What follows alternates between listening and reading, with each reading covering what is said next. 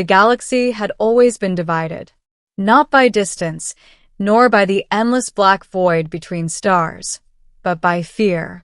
For thousands of cycles, the great civilizations of the Orion Arm existed in quiet hostility. Trade was limited. Alliances were temporary. Trust was non-existent. Each species believed itself superior, and each carried ancient scars from wars long past. Among them, humanity was the youngest and the most underestimated. Chapter 1: The Quiet Arrival. When humans first arrived on the galactic stage, no one took them seriously. They were fragile, short-lived, and biologically inefficient compared to most advanced species. Their ships were functional but inelegant. Their technology, while creative, lacked the refined precision of older civilizations. The Council of Nine, the governing body of the galaxy, classified humans as developing low risk. It was a mistake. Captain Elias Varn stood on the bridge of the horizon's edge, staring out at the swirling blues and violets of a nebula that marked the border of contested space. "Signal received," his communications officer said. "It's the Illyrians." Elias nodded slowly. "Put them through." A shimmering figure appeared at the center of the bridge, a tall, luminous being with elongated features and eyes that glowed like distant stars. The Illyrians were ancient, graceful, and notoriously arrogant. "Human," the alien said, its voice smooth and echoing. "You have entered restricted territory." Elias folded his arms. "We're responding to a distress signal." "There is no distress signal," the Illyrian replied coldly. "Only a misunderstanding. Leave." Elias didn't move. "Funny," he said, "because we picked up a colony beacon. Civilian frequency. That doesn't sound like a misunderstanding." The Illyrian's eyes narrowed. "You presume too much. And you're hiding something." Silence filled the bridge. Finally, the Illyrian spoke again. "This does not concern your species." Elias smiled faintly. "That's where you're wrong." Chapter 2: The Broken Colony. The colony was barely holding together. When the horizon's edge broke through the debris field, the crew saw the damage immediately. Half the habitat ring was gone. Fires burned in the vacuum, flickering against emergency shields. Escape pods drifted like lost stars. "Dear God," someone whispered. Elias clenched his jaw. "Scan for survivors." The answer came quickly, and it wasn't good. "Multiple life signs," the officer said. "But not human." Elias blinked. "What?" "They're mixed. Several species." That shouldn't have been possible. Colonies were almost always monospecies. Different physiologies made cohabitation difficult, even dangerous. Yet here, dozens of alien signatures appeared alongside human ones. "Dock us," Elias ordered. As the ship latched onto the damaged station, he grabbed his helmet. "Captain," his second-in-command said, "the Illyrians warned us off. This could be a trap?" Elias finished. He paused. "Or it could be people who need help." Without another word, he stepped into the airlock. Inside, chaos reigned. Humans worked side by side with beings of entirely different shapes and forms, some insectoid, some crystalline, some barely physical at all. They were injured, exhausted, and desperate, but they were working together. Elias stopped in his tracks. This wasn't just a colony. This was something else.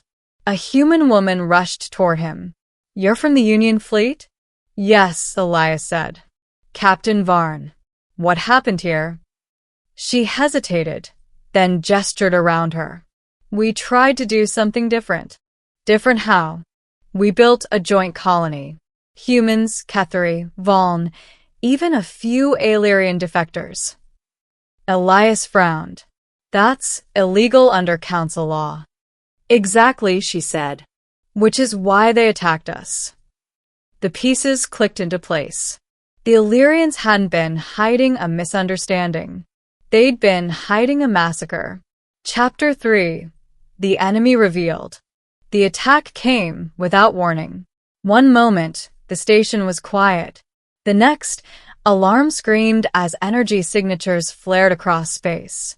"They're back," someone shouted. Elias ran to the nearest viewport. Dozens of sleek, silver ships emerged from the nebula. Illyrian war vessels, their hulls glowing with lethal energy. "They're going to finish the job," the colony leader said. Elias turned sharply. "How many defenses do you have left?" "Almost none." He tapped his comm bridge. "This is the captain. Power up all weapons." A pause. "Sir," came the hesitant reply, "we're outnumbered." "I'm aware."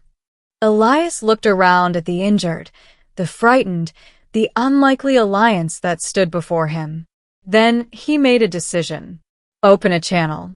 The Illyrian commander appeared again, his expression colder than before. "You were warned, human." Elias stepped forward. "You attacked civilians. They violated Galactic Order. They built something better." Elias shot back. "And you were afraid of it." The Illyrian's glow intensified. "You do not understand the balance of this galaxy." "No," Elias said quietly, "but I understand people." He gestured behind him. "They're not enemies. They're not threats. They're proof that your system is broken." The Illyrian's voice hardened. "They are an anomaly, and anomalies must be erased." Elias exhaled slowly. "Then you'll have to go through us." Chapter 4. The Impossible Alliance. The battle began in fire. The Horizon's Edge fired first, its cannons blazing against the incoming fleet. It wasn't enough, not by a long shot. But then something unexpected happened. "Captain," a voice shouted. "The colony." Elias turned. Ships were launching from the station. Not military vessels, cargo haulers, mining rigs, even small personal crafts. They were mismatched, poorly armed, and completely uncoordinated. But they were joining the fight. "What are they doing?" Elias muttered. "Helping," his second-in-command said. And they weren't alone. A jagged, insect-like cruiser warped into existence beside them, the Ketheri. Then another ship, crystalline and glowing, the Valn. More followed. Different species, different technologies. One purpose: to stand together. Elias stared at the growing fleet. "Signal all ships," he said. "Form up on our position." "They won't understand our commands," the officer replied. Elias smiled. "Then we'll understand theirs." The battle that followed would be remembered for generations. Human ships adapted on the fly, translating alien signals, mimicking their tactics, filling the gaps between wildly different combat styles. The Ketheri swarmed like a living storm, overwhelming Illyrian formations. The Valn bent energy itself, creating shields where none should exist. And at the center of it all, the humans held the line, bridging the chaos, turning disorder into unity. For the first time in galactic history, different species didn't just fight side by side. They fought as one. Chapter 5. The Turning Point. It wasn't enough. Despite their unity, the Alliance was losing. The Illyrians were too powerful, too precise. Their ships cut through the improvised fleet with devastating efficiency. "We're taking heavy losses," the bridge officer said. Elias watched as another allied ship exploded in silence. There had to be a way. "Captain," the science officer said suddenly, "we've been analyzing their energy signatures. And they're all linked. A shared network, like a hive mind." Elias's eyes sharpened. "If we disrupt it, they lose coordination." He didn't hesitate. "Target their command ship." "That's the largest vessel in the fleet," someone said. "Then that's where we're going." The horizon's edge surged forward, weaving through enemy fire. Allied ships followed, forming a protective barrier around it. "They're covering us," the officer said in disbelief. Elias gripped the controls. "Then let's make it count." As they closed in, the Alerian command ship loomed ahead, a massive, radiant structure pulsing with energy. "Fire everything," Elias ordered. The ship shook as weapons discharged. It wasn't enough. "Shields holding," the officer said. Elias clenched his fists. "Then we go closer." "Sir." "That's an order." Chapter 6: The Human Choice. The horizon's edge broke through the outer defenses. At point-blank range, the command ship filled the viewport. "Charging core overload," the engineer said. Elias nodded. "If we detonate inside their network, we'll disable them," the officer finished. "And ourselves," another added. Silence fell. Elias looked around at his crew. No one spoke. No one backed down. Finally, he smiled. "Funny thing about humans," he said. "We're not the strongest. Or the smartest." He paused. "But we're very good at making choices." He opened a channel to the Allied fleet. "This is Captain Elias Varn. We're going to end this. Take care of each other." The responses came in a flood. Alien voices, unfamiliar but unmistakably united. Elias closed his eyes for a moment. Then, "Do it." Chapter 7: A New Galaxy. The explosion lit up the nebula like a second star. When the light faded, the Alerian fleet was gone. Not destroyed, but scattered, disconnected, broken. For the first time in their history, they retreated. Weeks later, the Council of Nine convened. They had no choice. The events at the colony had changed everything. Multiple species had united, not under coercion, not under fear, but by choice. And they had won. The human representative stood before the council, calm and steady. "You called us low risk," she said. "You were wrong." She gestured to the assembled delegates, beings who had once been enemies, now allies. "The galaxy doesn't need balance through division." She paused. "It needs unity." Epilogue: The Legacy of One Choice. A memorial stood where the colony once drifted. At its center was a simple inscription. They chose each other. The alliance that formed that day grew into something greater than anyone had imagined, a coalition of species, cultures, and ideas. Trade flourished. Wars diminished. And for the first time, the galaxy began to feel connected.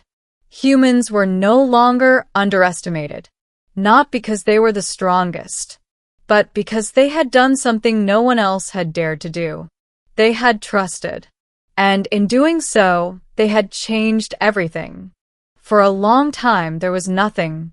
No voices. No signals. Only silence drifting through the battlefield like ash after storm.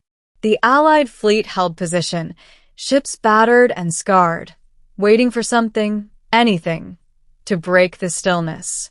Scanning for the horizon's edge, one Cathari pilot transmitted. "Negative," came the reply from a Valn vessel. "No identifiable debris. No energy signatures." That should have been comforting. It wasn't, because absence didn't mean survival. It meant uncertainty. And uncertainty was worse. On the remains of the colony station, survivors gathered near observation ports, staring into the void where the explosion had bloomed. The human woman who had first greeted Elias stood motionless. He said, "Take care of each other," she whispered. Beside her, a crystalline Valn being shimmered faintly. He understood something, it said. Something the rest of the galaxy feared. What was that? The Valn pulsed softly. That connection is stronger than control. Chapter 9: The Unexpected Signal. 3 days passed. Then 4. By the 7th, The Alliance had begun to accept what no one wanted to say aloud. Captain Elias Varn was gone. The human ship that had held them together, gone. And yet something had changed. Ships that once would have left stayed. Species that once would have blamed each other began rebuilding together. Not out of obligation, but out of respect. Then on the 8th day, a signal appeared. Weak. Fragmented. Impossible. Unidentified transmission. A Ketheri technician reported. Origin unknown. Play it, the human commander ordered. Static filled the channel. Then, this is Varn. Everything stopped. If anyone's receiving Weir, the signal cut, but it was enough. He's alive, someone breathed. Chapter 10. The Return. The search began immediately. Every ship, human, Ketheri, Valn, and others, spread out across the debris field and surrounding systems. Hours turned into days. Then finally, contact. A damaged vessel drifted near the edge of the nebula, its hull blackened, systems barely functional. But it was unmistakable. The horizon's edge. Inside, the situation was critical. Life support flickered. Power reserves were nearly gone. But there were survivors. Elias Varn sat slumped in the captain's chair, unconscious but alive. When the rescue teams entered, one of them laughed, a broken, relieved sound. He actually did it. Elias woke to unfamiliar voices. Not human. Not one species. Many. He blinked slowly as his vision cleared. Above him stood a circle of beings, different shapes, different forms, different worlds. All watching him. "You're late," he rasped. A Ketheri clicked its mandibles in what passed for humor. "You're difficult to find, human." Elias tried to sit up, wincing. "Did we win?" A Valn shimmered brighter.